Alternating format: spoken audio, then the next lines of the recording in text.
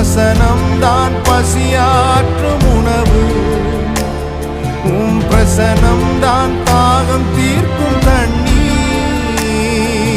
நீரே என் வெளிச்சமும் மீட்புமானி, நீரே என் ஜீவனின் பலனானி.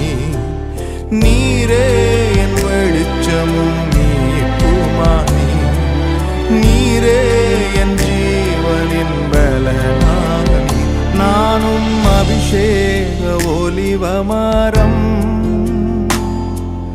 மாலயத்தில் நடப்பட்டவன், சமூகத்தில் வாழ்கின்றவன், அன்பையே நம்புபவன்.